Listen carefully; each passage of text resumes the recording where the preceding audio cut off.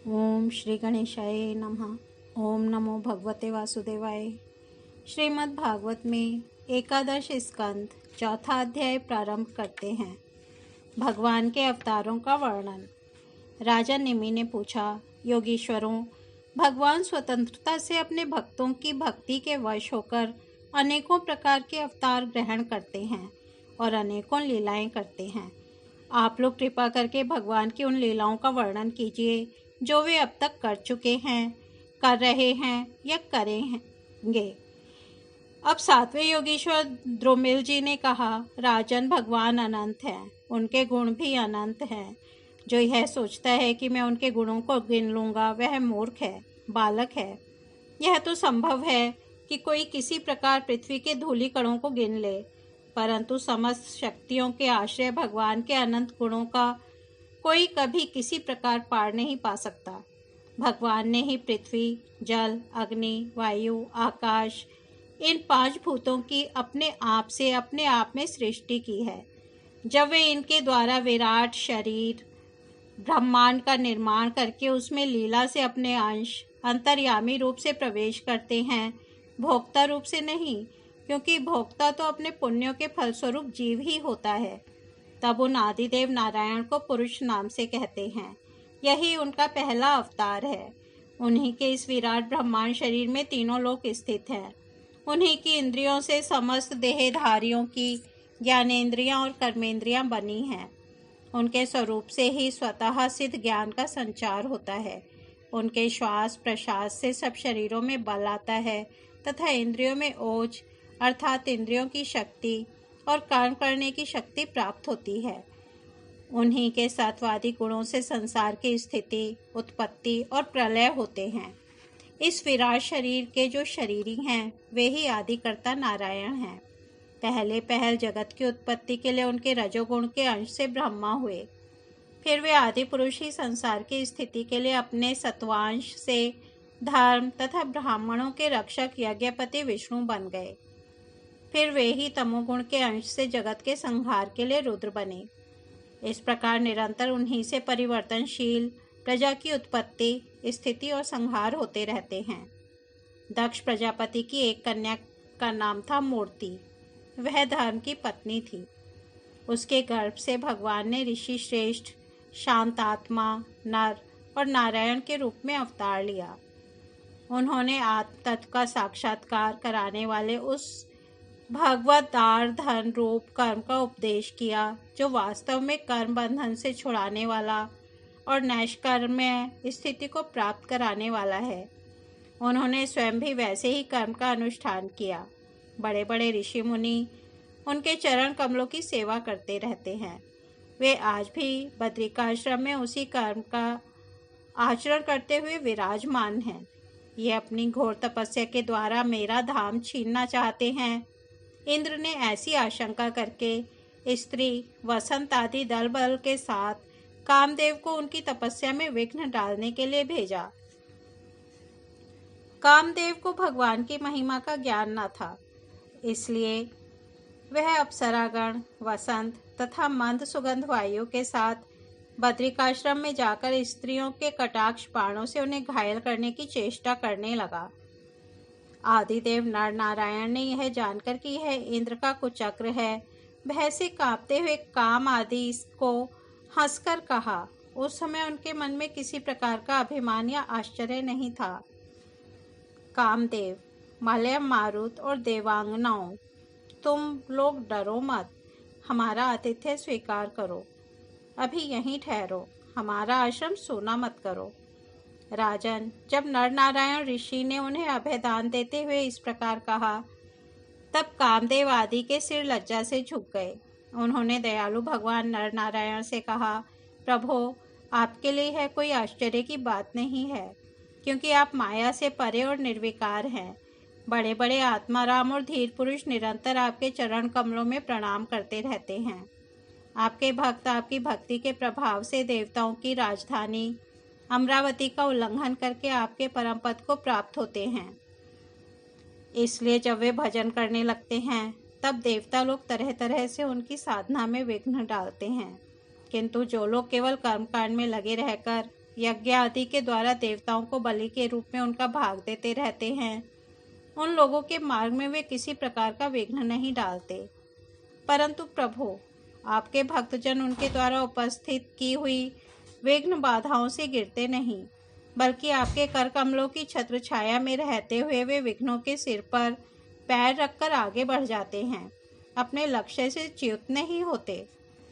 बहुत से लोग तो ऐसे होते हैं जो भूख प्यास, गर्मी सर्दी एवं आंधी पानी के कष्टों को तथा रसनेन्द्रिय और जनेन्द्रिय के वेगों को, जो अपार समुद्रों के समान हैं, सह लेते हैं, पार कर जाते हैं, परंतु फिर भी वे उस क्रोध के वश में हो जाते हैं जो गाय के खुर से बने गड्ढे के समान है और जिससे कोई लाभ नहीं है, आत्मनाशक है।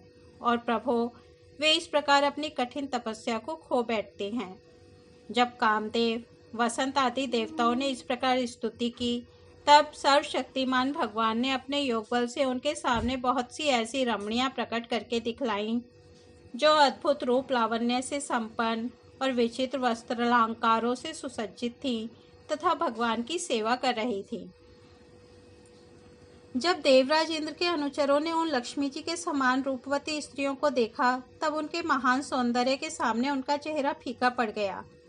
वे श्रीहीन होकर उनके शरीर से निकलने वाली दिव्य सुगंध से मोहित हो गए। अब उनका सिर झुक गया। देव देवेश भगवान नारायण हंसते हुए से उनसे बोले, तुम लोग इनमें से किसी एक स्त्री को जो तुम्हारे अनुरूप हो ग्रहण कर लो, वह तुम्हारे स्वर्ग लोक की शोभा बढ़ाने वाली होगी। देवराज इंद्र के अनुचरों ने जो आज्ञा कहकर भगवान के आदेश को स्वीकार किया तथा उन्हें नमस्कार किया। फिर उनके द्वारा बनाई हुई स्त्रियों में से श्रेष्ठ अप्सरा उर्वशी को आगे करके वे स्वर्गलोक में गए। वहां पहुंचकर उन्होंने इंद्र को नमस्कार किया तथा भरी सभा में देवताओं के सामने भगवान नर नारायण के बल और प्रभाव का वर्णन किया। उसे सुनकर देवराज इंद्र अत्यंत भयभीत और चकित हो गए। भगवान विष्णु ने अपने स्वरूप में एक रस स्थित रहते हुए भी संपूर्ण जगत के कल्याण के लिए बहुत से कला अवतार ग्रहण किए हैं। विदेहराज, हंस, दत्तात्रेय, सनक, सनंदन, सनातन, सनत कुमार और हमारे पिता ऋषभ के रूप में अवतीर्ण होकर उन्होंने आत्म साक्षात्कार के साधनों का उपदेश किया है। उन्होंने ही हयग्रीव अवतार लेकर मधुकैटभ नामक असुरों का संहार करके उन लोगों के द्वारा चुराए हुए वेदों का उद्धार किया है। प्रलय के समय मत्स्य अवतार लेकर उन्होंने भावी मनु, सत्यव्रत, पृथ्वी और औषधियों की, धान्य आदि की रक्षा की और वराह अवतार ग्रहण करके पृथ्वी का रसातल से उद्धार करते समय हिरण्याक्ष का संहार किया। कूर्मावतार ग्रहण करके उन्हीं भगवान ने अमृत मंथन का कार्य संपन्न करने के लिए अपनी पीठ पर मंद्राचल धारण किया और उन्हीं भगवान विष्णु ने अपने शरणागत एवं आर्त भक्त गजेंद्र को ग्रह से छुड़ाया। एक बार वालखेल्य ऋषि तपस्या करते करते अत्यंत दुर्बल हो गए थे। वे जब कश्यप ऋषि के लिए समिधा ला रहे थे, तब थककर गाय के खुर से बने हुए गड्ढे में गिर पड़े, मानो समुद्र में गिर गए हों। उन्होंने जब स्तुति की, तब भगवान ने अवतार लेकर उनका उद्धार किया।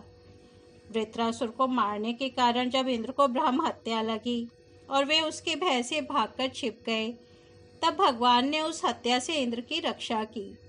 और जब असुरों ने अनाथ देवांगनाओं को बंदी बना लिया, तब भी भगवान ने ही उन्हें असुरों के चंगुल से छुड़ाया।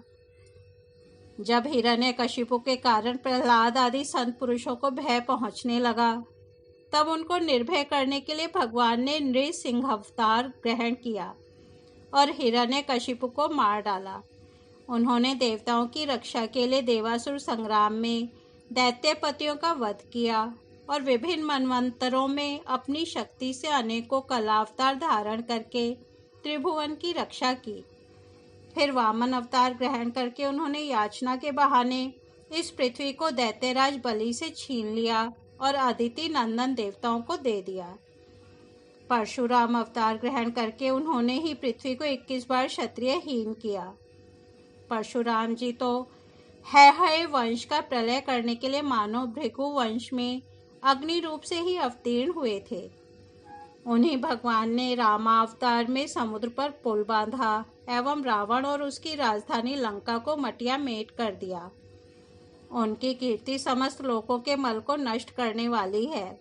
सीतापति भगवान राम सदा सर्वदा सर्वत्र विजयी ही विजयी हैं।